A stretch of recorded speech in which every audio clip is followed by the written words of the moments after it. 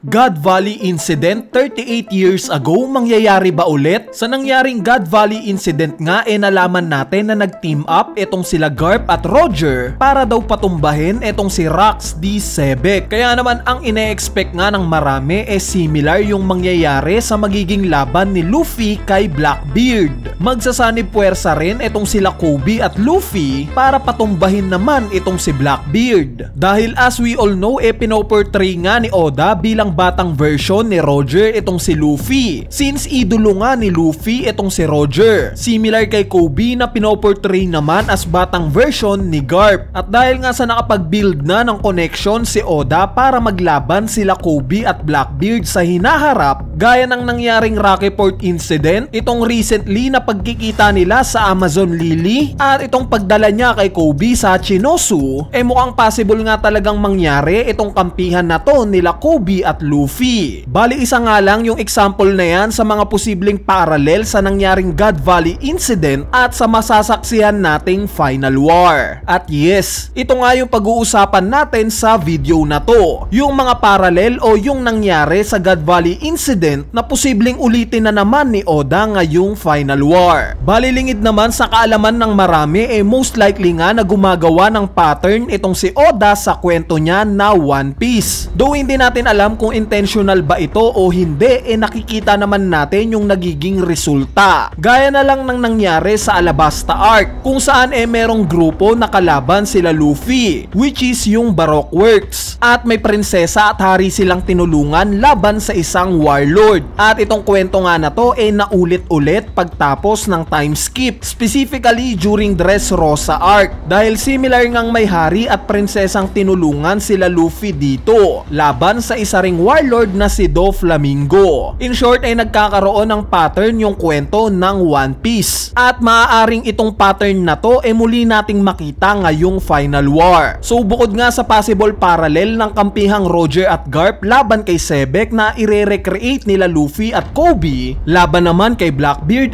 ano pa ba ang pwedeng parallel sa nangyaring God Valley incident na possible nating makita ngayong Final War? Una na nga dyan syempre itong parallel nila Kobe at Garp. As we all know nakilala nga bilang hero of Marines itong si Garp. So kailan ba siya binansagan ng ganitong epithet? Diba pagtapos ng God Valley incident? Since sa kanya nga napunta ang lahat ng credit pagtapos nilang labanan ni Roger ang Rox Pirates. At since alam naman natin na sinacrifice ni Garp yung sarili niya para lang mailigtas itong si Kobe, mukhang ang parallel nga na makukuha natin dito sa Final War yung paghihirang din kay Kobe bilang bagong hero ng Marines. At speaking of Rox, ni-reveal nga na ang goal daw niya ang maging king of the world o ang maging hari ng mundo, which is alam na nga natin kung sino ang parallel niya sa current timeline. Ito nga si Blackbeard, dahil nga sa ni-reveal nila Katarina Devon at Van Agur na ang goal daw ng captain nilang si Blackbeard ang pagharian ang mundo, saktong nagfi-fit nga siya na parallel para kay Rox D. Sebek. Ang sumunod na possible parallel naman sa listahan natin itong nangyari sa Rox Pirates. In recent chapters nga dahan-dahan nang binibuild up ni Oda na magkaparehas itong Rox Pirates at Blackbeard Pirates. Gaya nga sa Rox Pirates na talagang halimaw yung mga miyembro, at later on tatlo pa nga sa kanila mga naging emperor. Itong Blackbeard Pirates naman may mga halimaw ring miyembro. Gaya na lang ng former admiral na si Kuzan, which is kung iisipin nyo napaka-overkill neto, nakasali pa siya sa pirate crew na to. Nabanggit rin ni Gorosei Saturn na malakas rin daw itong si Katarina Devon. In fact kaya nga daw netong mag-lead ng sarili niyang pirate crew. So sa statement pa nga lang na to tataas na ang expectations natin kay Katarina Devon. Kumbaga pinoportray siya na above kesa sa ibang mga kasamahan niya.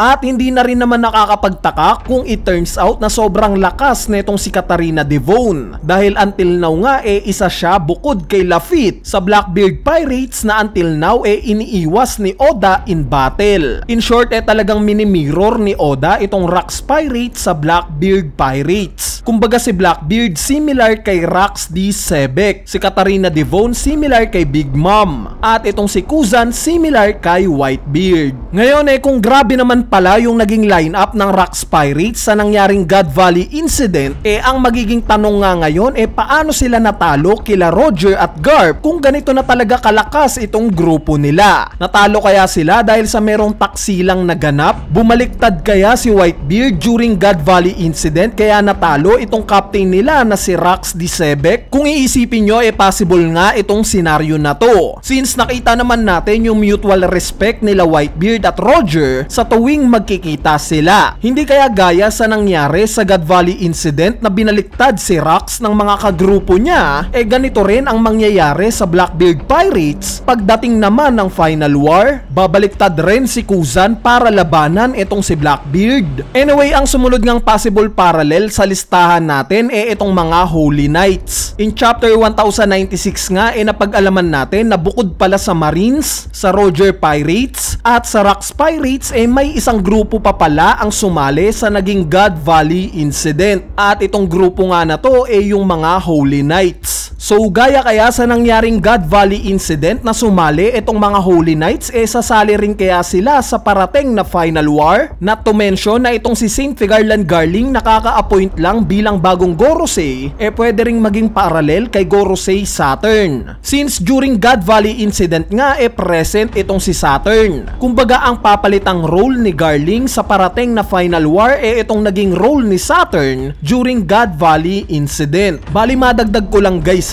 since napag-usapan na rin natin si Kobe, recently nga na-i-reveal na ang latest Vivery card at yung bounty nga ng Cross Guild para kay Prince Grus 5-star. Kung matatandaan nyo isa nga lang Rear Admiral itong si Prince Grus, at the fact nga na similar sila ni Kobe na 5-star ang bounty, ang ibig sabihin lang neto kinikilala itong si Prince Grus na talagang may bilang sa hanay ng Marines. At dahil nga sa mga past chapters na nakilala natin itong si Prince Grus parang pinapantay siya ni Oda kay Kobe, maaari ngang ang pinoportray na Sengoku ni Oda para kay Garp, o yung technically na kamatch ni Garp sa hanay ng Marines, itong si Sengoku, mukhang similar nga ito para kay Prince Grus. Kumbaga kung may Garp at Sengoku sa old era ng Marines, meron namang Kobe at Prince Grus sa bagong era ng Marines. So isa nga lang yan sa nilalaman ng latest Vivery card. Kung trip nyo ngang talakayin natin yung buong Vivery card,